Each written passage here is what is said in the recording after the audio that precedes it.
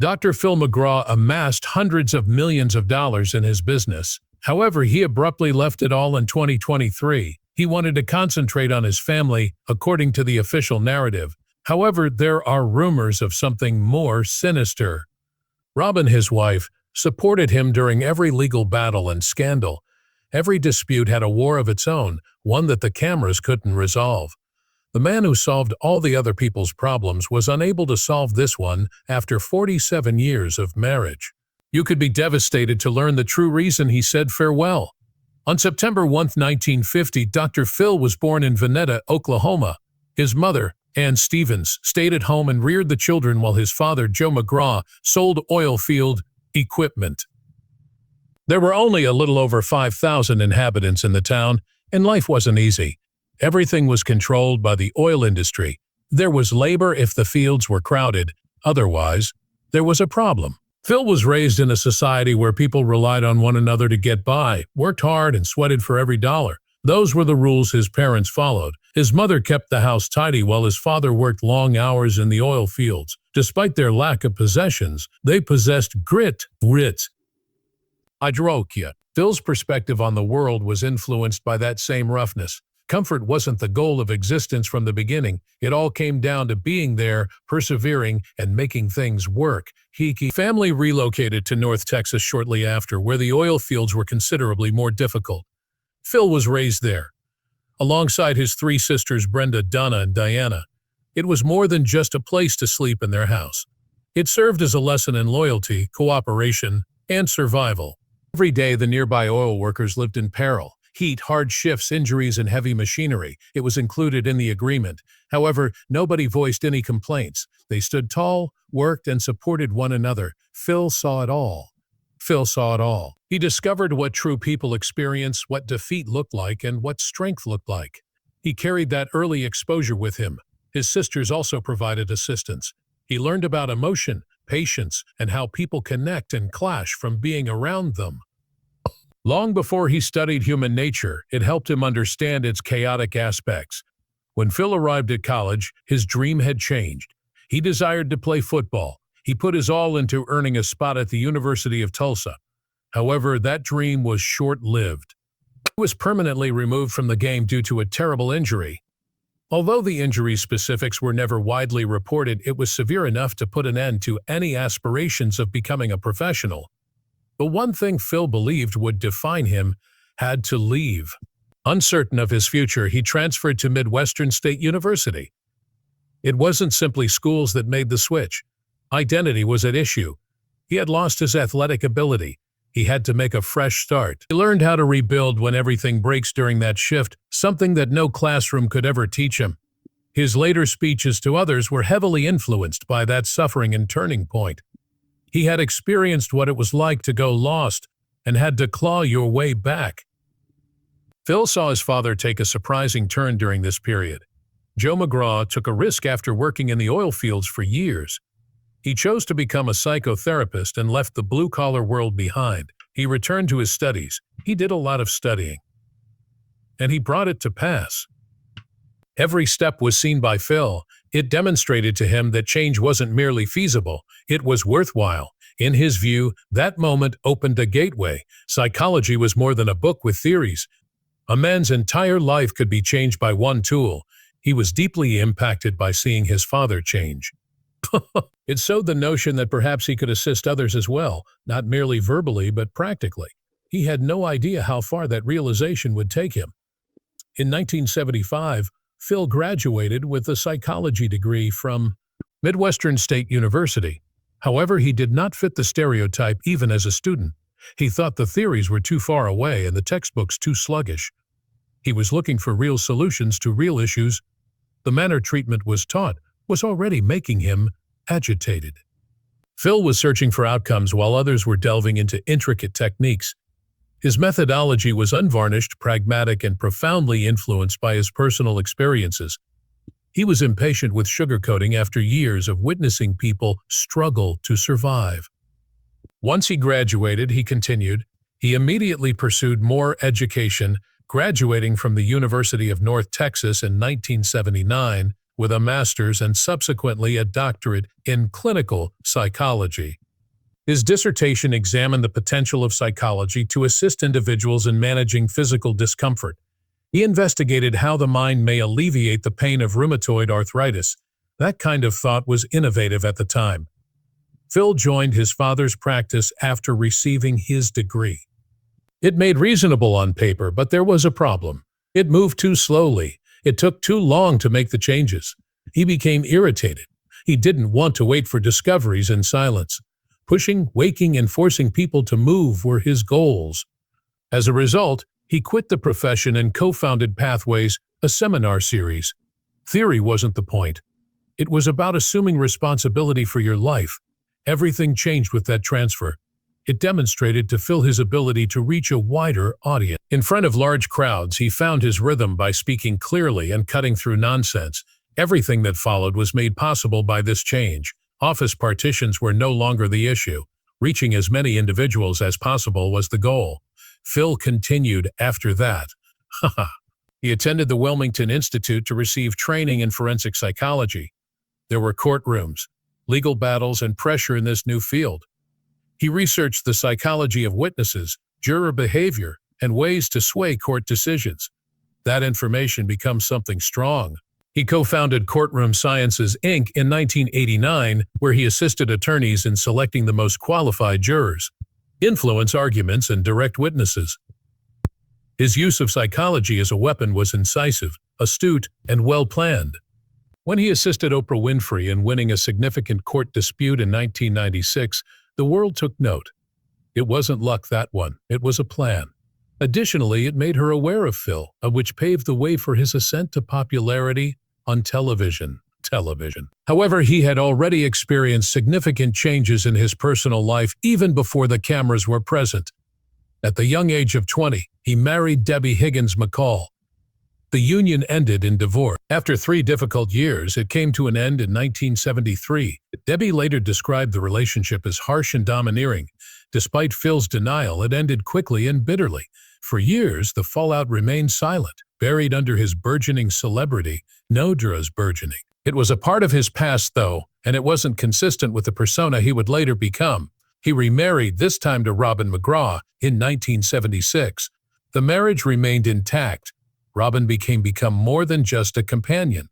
She was incorporated into the brand. As his career flourished, she supported him, shared the limelight, and made appearances on his shows. They created a seemingly ideal life and produced 2 boys, Jay and Jordan. Robin provided the audience with a look of the guy behind the scene, while Phil offered television advice. After the difficult beginning of his first marriage, theirs became a public emblem of stability.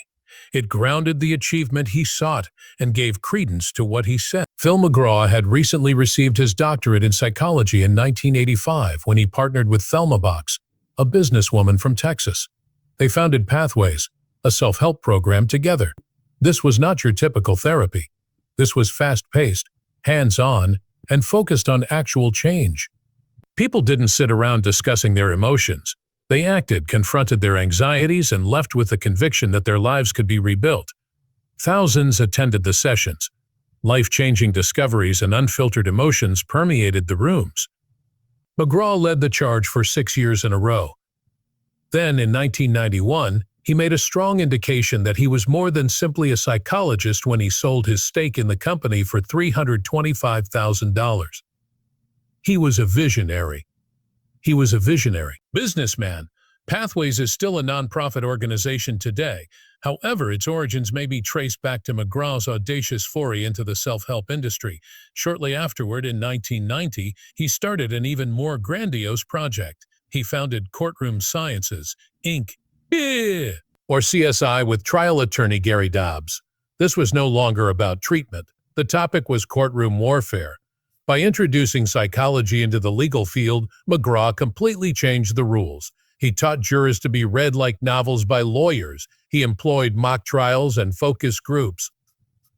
He put on elaborate mock trials, complete with fictitious judges and jury. Everything was examined. Facial expressions, body language, and tone. Nothing was left up to chance. CSI assisted attorneys in determining what would succeed, what would fail, and how to influence the individuals rendering the decision. Top companies and celebrities began calling because the methods were so effective. One of the most reputable brands in trial strategy is now CSI. Flo. And McGraw was the one pulling the strings behind the scenes. He used the simulated trial as one of his most effective techniques. Attorneys would practice their cases in studio-style courtrooms or rented premises. Every second would be watched by McGraw's crew. Reactions would be filmed. Make notes and run the numbers. They would then provide the lawyers detailed instructions on how to correct their errors, how to manage the atmosphere in the room, what to say, and what not to say. McGraw trained attorneys to access jurors' subconsciouses by using his understanding of human nature. He showed them how to sow the silent seeds of doubt or cultivate emotional bonds. It was dubbed psychological warfare by some. Some referred to it as clever. In any case, it was successful. Additionally, it permanently altered the process of trial preparation. In 1994, during one of the largest environmental cases in history, that reputation received significant attention. In addition to destroying Alaska's coastline, the Exxon Valdez spill led to a court battle involving over 32,000 irate plaintiffs. They brought in McGraw to lead the defense. It was disorganized, sensitive, and biased toward Exxon. However, he had a significant impact. He assisted in coaching the attorneys, training the witnesses, and crafting the story. Following appeals, the initial $5 billion penalty was drastically reduced. Exxon ultimately made an interest-bearing payment of just over $1.05 billion, survivable but still enormous. As a rising star, McGraw left that case behind. In the field of legal advice, then Oprah arrived. Oprah Winfrey was facing a lawsuit in 1995 that might have put an end to her career. She was being sued for millions of dollars by Texas cattlemen after speaking out against meat on her show. CSI and McGraw were brought in by her legal team. He took a distinct, assertive, and calculated approach. According to reports, he ordered Oprah not to back down or negotiate. The tide changed as a result of that counsel. McGraw and his business managed everything from witness preparation to jury profiling for 18 months. Nearly all jurors in the case had connections to the cattle sector, and the trial took place in Amarillo, Texas. However, Oprah gave McGraw immediate credit when she won in 1998. Not only did that trial alter her legal situation, but it also altered his life. Oprah asked him to appear on her show following the case. He was only a guest at first, but the audience adored him. He was neither polished nor soft-spoken. He was straightforward, smart, and self-assured. People paid attention. They made notes. They returned for more. He soon became a weekly guest on Oprah. One of the most watched parts of her show was Tuesdays with Dr. Phil. The ratings soared. Only for poultry. Did viewers tune in? His counsel was powerful and became stuck. Instead of telling them what they wanted to hear, he told them what they needed to hear. His brand was built on that honesty. Despite all of the attention, McGraw remained true to his courtroom origins. He continued to operate courtroom sciences even as his TV career took off. He gained more than just notoriety from the Oprah platform. It allowed him to reach. He established a national brand, sold out seminars, and pushed books. There was his face everywhere. Behind the scenes, however, he continued to advise on significant trials and develop CSI into a dominant force. A masterclass imbalance existed. Legal strategist on one side, media celebrity on the other. The next phase was clear by 2002. His own show was about to begin. Benchuere Hamza. The agreement was signed by Harpo Studios, Oprah's company. Dr. Phil wasn't just another talk show when it debuted in September 2002. It was harshly direct, loud, and intense. Like a man on a mission, Phil McGraw strode onto the stage. Small talk didn't interest him. He was there to deal with suffering, disorder, and shattered lives. Not everyone merely watched the show. They sensed it. Millions of people at home nodded in agreement as he advised the visitors to be honest. The stories were not polished for the audience. They witnessed events that left people stunned, on-air interventions, and unfiltered emotion. The money came in the background. Phil agreed to a $15 million annual syndication contract in 2008. He was confined by that till 2014. Only a select few celebrities such as Ellen and Oprah were earning that much money at the time. It was no longer merely a television program. An empire existed. Reruns were broadcast on several networks. Prime time is when specials air. It paid off and the Dr. Phil brand became unavoidable. Phil McGraw made more than $65 million in a single year by 2020. According to Forbes' Celebrity 100 list, he came in at number 22. The show continued to dominate daytime TV, secure worldwide deals, and top the ratings rankings. It was more than simply the money, though. The program received 31 Emmy nominations. Even though it didn't win one, the acknowledgement demonstrated that the industry was paying attention. Additionally, it received 5 Prism Awards for its candid portrayals of addiction. The show didn't mince words when it addressed topics like drug usage or drunk driving. Families, experts, and addicts in recovery were brought in. They were honest. Nothing was sugar-coated by them. Live interventions occasionally resulted from the stories. The public responded when they occasionally ended in tears. After several occurrences, helplines were overloaded. Interest in recovery centers increased. Dr. Phil was no longer just a source of amusement. Action was also being sparked by it. The strength of Phil's own brand only increased. He came in at number 30 on Forbes' Celebrity 100 list in 2007. The show was not the only source of his income. He sold goods, delivered talks, and authored best-selling books. Additionally, he introduced new television programs like Daily Mail TV and The Doctors. These spin-offs also received accolades. He was more than just a host. By the late 2010s, he was a media executive, a producer, and one of the most powerful figures on television. However, the empire was looming with a shadow. Bill allowed his psychology license to expire in 2006. "I don't need it anymore," he remarked. He had no patience to see. He did not have a clinic. Nevertheless, he offered daily psychological guidance on television. He gave advice on how to handle mental health, parenting, addiction, and trauma. That went too far, according to some. In 2008, one incident garnered media attention. Britney Spears' meltdown was widely reported and was put under psychiatric custody. She was visited in the hospital by Dr. Phil. He claimed to have been there as a friend, but he later made remarks in public. Her relatives were incensed. He was accused by her management of betraying their confidence. Later, Phil acknowledged that it didn't help, but the harm had already been done. It wasn't the only occurrence. Survivor winner Todd Herzog discussed his drinking on the show in 2013. However, things became odd. According to Herzog, he was sober when he got there. He said the changing room had vodka waiting for him. He took a sip. Then, to help him relax, someone offered him a Xanax. He was totally lost by the time he took the stage. He had to be carried out by a producer. Phil handed him a breathalyzer on live television. A blood alcohol level of 263 was displayed. That is more than 3 times the driving limit. The story was supported by Herzog's father. So did other past visitors. They claimed that even in times of crisis, the show occasionally left them alone for hours. They said that employees assisted them in locating drug-buying locations. The show denied everything, but the rumors persisted.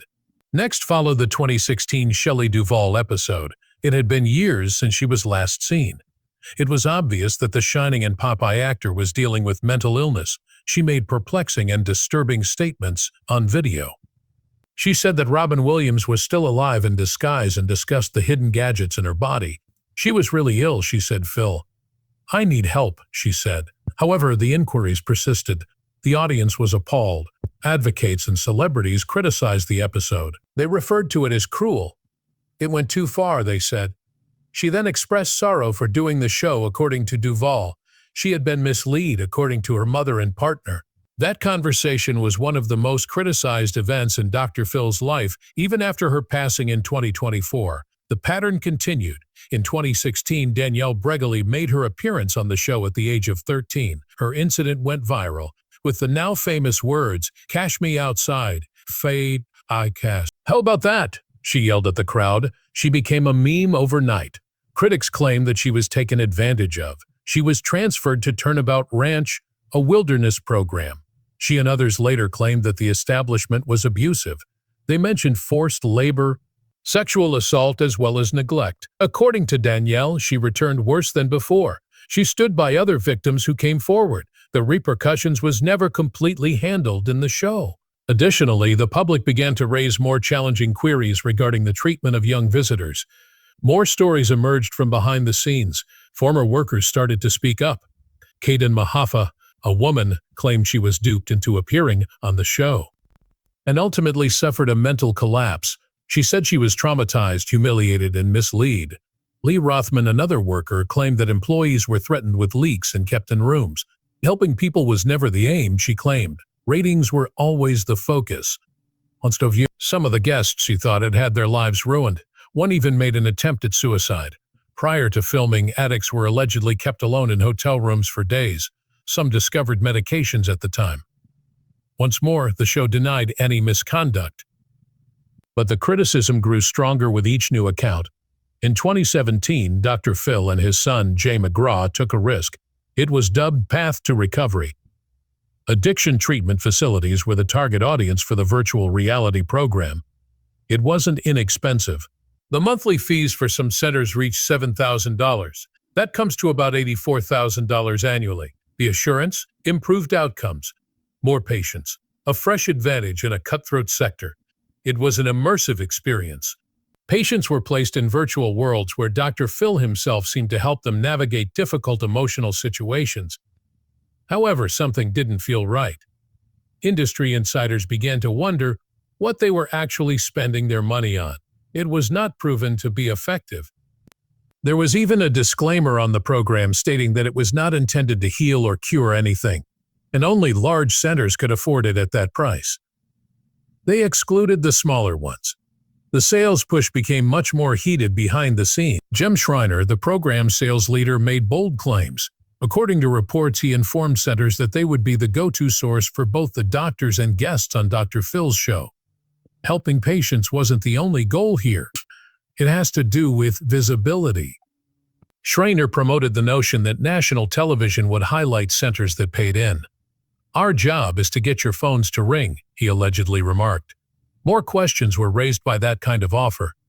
Was this therapy, or was it merely a phony commercial opportunity? It was perceived by critics as a pay-to-play scheme. Those who paid were promised celebrity rather than outcomes, and your name was not publicized or your patients were referred if you didn't buy in. Although Schreiner never answered questions from reporters, his pitch was not kept a secret. The information that was revealed didn't look good. A tightrope was already being walked by Dr. Phil's brand.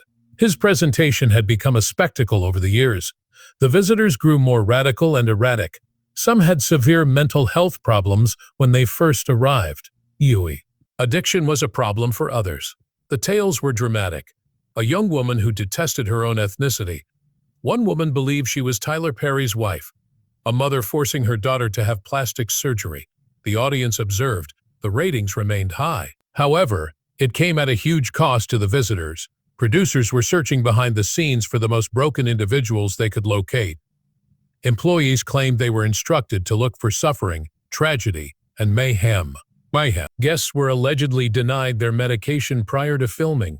They were supposed to look more insane on video. Hollywood legend Shelley Duvall appeared in a fragile state. Outrage was triggered by her appearance. Although many felt it went too far, the performance persisted. Then after 21 seasons and more than 3,500 episodes, it came to an end in 2023. Dr. Phil declared that he was leaving daytime television. No cancellation label was applied. It was a personal choice, he said. His goal was to improve the American family more broadly. In May, the final episode aired. The original trip was done, but CBS continued to air replays with fresh intros. Dr. Phil was not going to retire. He was changing direction. There were already plans for new digital content, new shows, and new deals. However, old questions persisted even after he moved on.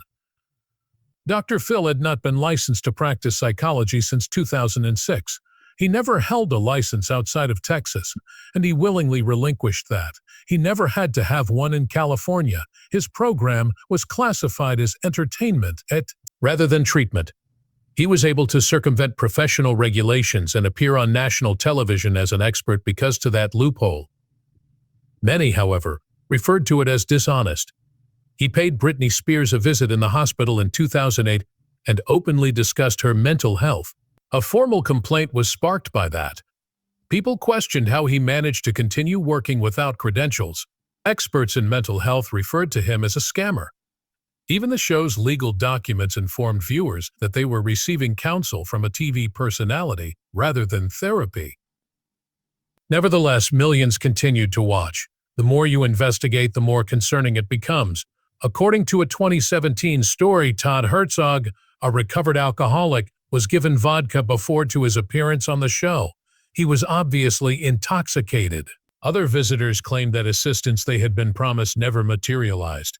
Some claimed that after the cameras stopped rolling, the help that had been provided to them for follow-up care disappeared. The crew also had issues. A harmful workplace was discovered by a 2022 investigation. Employees reported racism, intimidation, manipulation, and verbal abuse. According to a former employee, they were instructed to ensure that a visitor hadn't taken her medications prior to filming. Lawsuits also occurred. In 2003, Dr. Phil ran afoul of the FTC over his weight loss product, Shape Up. A $10.05 million class action settlement resulted from that. All of this suggested that the brand was founded on controversy rather than kindness. However, his wife, Robin McGraw, remained steadfast. She supported him through all the lawsuits and scandals. She was on the show. She went out with him. She was associated with the brand. They fiercely retaliated when tabloids suggested divorce or accused Phil of abuse. They filed a $250 million lawsuit against the National Enquirer in 2016. They continued to have a solid personal and professional collaboration. Many people believe that this commitment kept the Dr. Phil brand strong when it might have failed. Dr. Phil is currently pursuing bigger audiences and new media. He discusses national healing and family values. The past is still not far behind him as he transitions into primetime programming with CBS. Even after the chat program ends, the headlines continue to appear. The manipulation of visitors, the addiction scandals, the licensing problem, the legal actions, and the staff abuse claims. Everything lingers.